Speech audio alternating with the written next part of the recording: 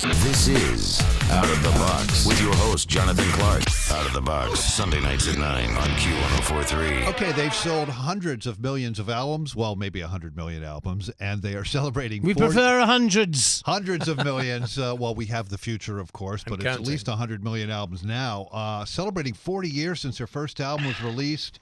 Multiple awards. Studio album number 15, Future Past, coming out in October. You can pre-order it now. All the info at duranduran.com. We are joined by the great Simon LeBon, Roger Taylor from the band. How are you guys? Thank you so much for Very nice coming. to be with you. Yeah. Over the years, lineup changes, side projects, contract disputes, hiatus, reunion. 40 years. Yeah, well, I would What say a hell of a ride. that's What a normal. That's a normal career in music, isn't it? Really. It's either that or a marriage, right? I think that. Well, yes, there is that. But if you're going to be around as long as we've been going, and still manage to get together and make records, you're going to have a few ups and downs, aren't you, Roger? Yeah. Yeah, well, I think it's a pretty intense career choice, isn't it? There's not as many other careers that have this amount of intensity and Potential instability. shit that you have to go through. Yeah, exactly. But I have played, and just, 40 years, I mean, I've been doing this radio thing since about 1990. So since then, up until this day, I have played Duran Duran songs on 4 different radio stations in the New York City tri-state area. Great. So this Good. that's a long time. This new album, partially, and let me hold this up right here. We'll get Nick, who's shooting this for us. Really fantastic album cover, and we love that your people brought what used to be called an album flat. Album flat. An album flat. You had a I mock-up see. of the artwork. Of the album cover, yes. Yeah, because this is not the absolutely. full vinyl, but we love to show the cover here.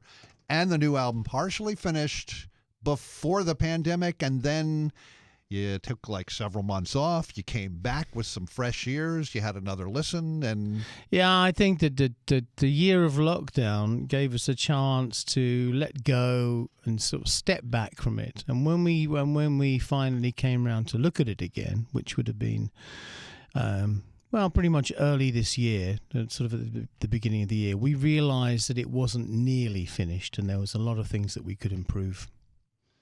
and you got to work with some pretty cool producers on this album. Yeah. Mark Ronson, who you've known for years, Errol Alken, I think Yeah. I'm saying that properly, and the father of disco, Giorgio Moroder. Oh, yeah. I Now, know. if I walked into studio with that guy, I don't even want to work on music. I just want him to tell me stories.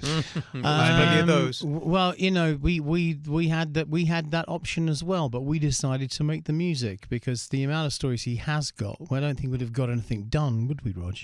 I don't think we would have done. I mean, Donna Summer, right? Yeah. David Bowie. I mean, Yeah. just insane.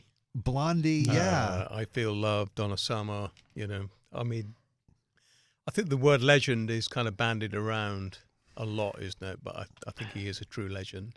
But we have to say the bulk of the material on the record was produced by Errol. Yeah. Alken. Yeah. So he's the main guy behind this record, and wow, what an amazing job he's done. Well, listen, based on what I've heard, I mean, I can't wait to hear the rest of it. I mean, we have the track Invisible, which I want to talk about, but that sounds fantastic. So, well done, Errol. Well done, Duran Duran. And as we mentioned, the first song is Invisible. It's always interesting.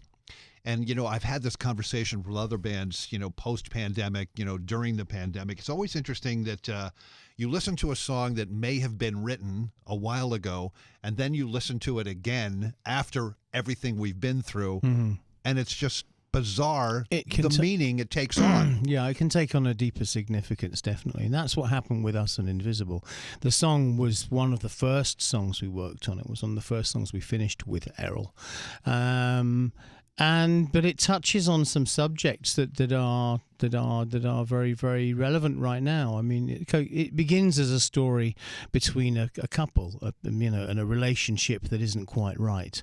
One person feels that they're not being listened to, that they're not being heard, that they are invisible, and then kind of halfway through the song, it kind of grows into something much bigger. When I say, "But a voiceless crowd isn't backing down." and the air turns red with their loaded hesitation.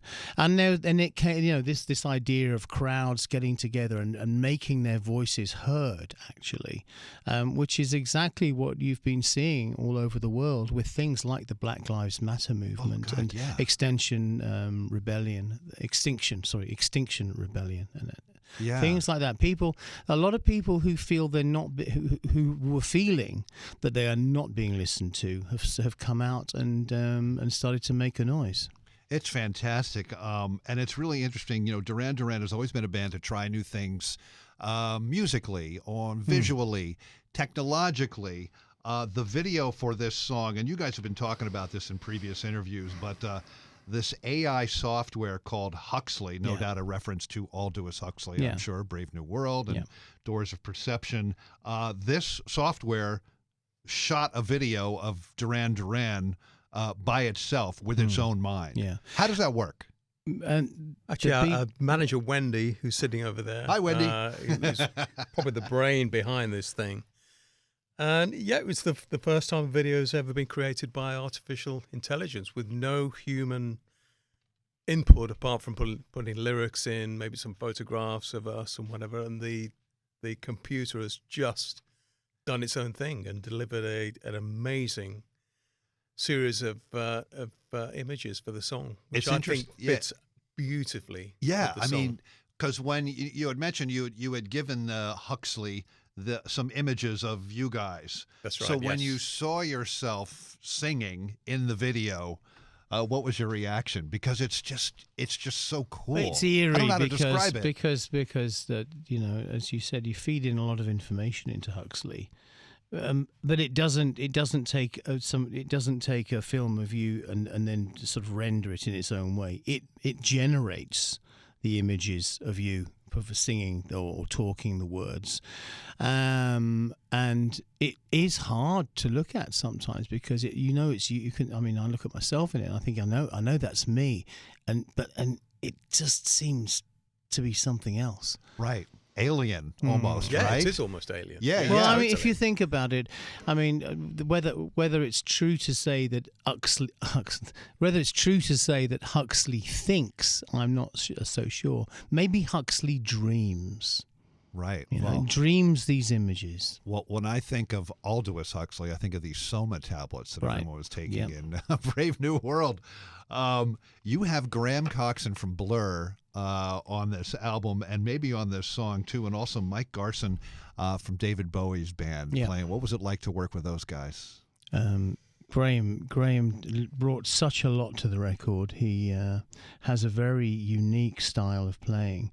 And it works very well with Duran Duran. We respect dissonance and discord, and he loves that kind of sound.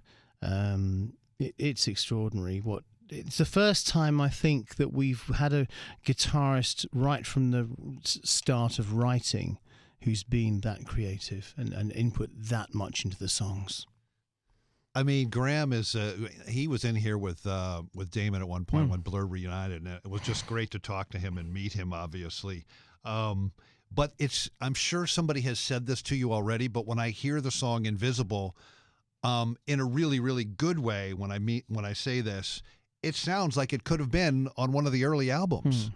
You know what I mean? Yeah, I think there is something in that, and I think Errol Alkan actually had that vision that he wanted to create something contemporary, but with the very recognizable members of the band on the record. So if you listen to that record, you can hear me, you can hear John, hear Nick very clearly, and that was one of his things that he really wanted to get that kind of unique DNA that we have on the early records and kind of transpose it into the modern time. Yeah, I mean, just everything about the track, the rhythm track, your vocal performance is just, I mean, it sounds like it could just be one of the early albums. It's so good. Go ahead. Sorry, I think we should talk a little bit about Mike Garson. Yes, his input. Do you want to take that one? Talk about stories. Wow. Yeah, I recall meeting him at a photographic exhibition just before we started this record, I think it was. And he was a great guy. He was a big fan. He was very interested in working with us. And we're I mean, we're huge fans of his work Yeah. with Bowie, so it was a given. Right. That we're going to have him on the record, and what he delivered was just phenomenal. I mean, it's just incredible what he plays. Yeah, I think for me, "Falling" is probably my favourite track on the album. Yeah. Sort of, it's different from the others. It has a depth and just a class to it that is extraordinary. Funny, if I met Mike when I did a song with Smashing Pumpkins. All right, At okay. the Hammersmith, no, not Hammersmith, at the Shepherd's Bush Empire. Long time ago, quite a long time ago. Yeah, because Mike's done some things with those Yeah, guys he's too. done a lot with them, and I remember meeting him and being so awed by him, but being able to have a proper conversation. And we did say at the time, wouldn't it be great to do something together? And Years later, here we are. We finally did it, and we also made for Mike. He said, "I'll do it, but I want you to do something for me as well." He had a 5-year anniversary concert celebrating David Bowie's life and death earlier this year, and he commissioned us to do a version with him of the song 5 Years, which was a real honour. I played that on this show. I mean, wow. I got that. Yeah, it was such an honour for us to have that song. I'm sure your paths crossed with the Starman over Yeah. the years. Do you recall one particular time that you may have? I remember. I actually remember the thing I remember the most when he was most relaxed was I think we were doing it's like a Fashion Rocks or something. We were on the same bill, and we were both side stage watching Arcade Fire, and he says, "Simon, they are the real deal, aren't they?" And I said, "Yeah, they really are." Right. That's a huge band too, Yeah, right? yeah. But he was a humble. Yeah, he was a humble guy. He He was a nice guy, David. I've got to say. Yeah. And I remember going out for dinner once in London back in the early '80s, and obviously he was such a key figure for us growing up. And they said, I'm going to bring a friend to dinner. Oh my God. I know. I walked in this restaurant, and David Bowie was the third person, and I sat on the other side of the table, just in awe. I could barely. That say was like anything. Modern It Love was- era, right? I think that was. I think it was. Yeah, Yes, yeah. exactly around that era. Yeah, and I was just completely starstruck, I have to say. I love it. Duran Duran is with us in the studio. We got Simon and Roger from the band. The studio album number 15, Future Past, is coming out in October. You can pre-order it now. All the info at duranduran.com. Guys, I see UK tour dates, but I do not see United States. You don't see United States tour dates, but we've seen the first draft. Have Yes, you? we have. We've seen a draft. I think there's 32 shows that are about to be booked. We You obviously cannot break any news right now, though. no, you can't Not because yet. they're not confirmed, and Right. everybody's got to agree to them. But I must admit, when we got that email with that spreadsheet and the proposed tour, I was very, very excited. It looks like it's a nice arena tour. And that will include New York City, I'm I assuming. course. should Come cover on. Definitely. Yeah, you got to melt our faces, Oh, yeah. man. So I know the band is always looking forward, but just a quick look to the past. Tell us about Princess Diana. Oh, Princess Diana was just very, very good fun. Actually, I mean, I used to run into her in the health club where I used to go and train at the Harbour Club. A lot of times we just always say hello to each other, and she was a genuine Duran Duran fan. Right. Really liked the band, liked us. Was very. It You was did a her show thing. for her. You did a concert Yes, we for did. them, right? We did. It was did. for the Prince's Trust. But the thing was that we were her band, and it wasn't the same as one of Charles's bands, or which is. I mean, he was obviously a I big think he liked Dire Straits fan, exactly. yeah. Yeah. Which is fine, and that was great. But we were her band, and she was very vehemently in protection of that we belong to her. Love it. Do you have a story we might not have heard about Live Aid? One about Live Aid. Do I have a Live Aid story that you might not have heard of? Do you want me to make one up? We It'll do go get viral. asked this question a lot, and we always go, We can't remember. I got locked in You the were loos, there. and Madonna got me out with a coat hanger. Well, I asked Rob Halford his story. He's like, I was hanging out with Jack Nicholson backstage and then at a party. And I thought that was pretty good. That's quite cool. So he was there in Philly. I do we hung remember out we with were. Mick Jagger a lot. I do and remember- I remember walking around with Mick backstage, and I've never. Happy birthday, Mick, by the way. Yeah, Happy birthday, Mick. Yeah. And I can't remember being so much the center of attention of the universe, because everywhere that Mick walked, everybody followed and everybody looked at him, and it was just, I mean, that level of fame was almost on a different level. Big time, yeah. Yeah, it was. Big I time. do remember when we were getting ready to go on, Crosby, Stills, Nash and Young were on stage, And they weren't fighting. They weren't fighting, and we were back, and our road crew, somebody like hit a few notes to try and do a line check. And and Stephen Stills turned around and goes, "Will you guys fucking shut up?" at the back there. I love it. Tell me this: what was it like being the first band to ever play the Louvre?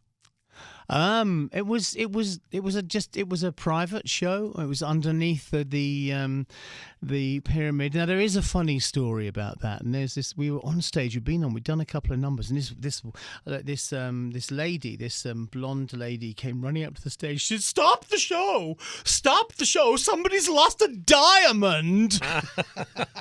And I said, "Is it a big one?" She said, "Yes!" And loads of people went running down to the back of the auditorium where she try and said, find it. Yeah. Oh, my God. I love it. And listen, we're in New York City, so I have to ask you this last question, going back into the past. Do you have a great Andy Warhol story?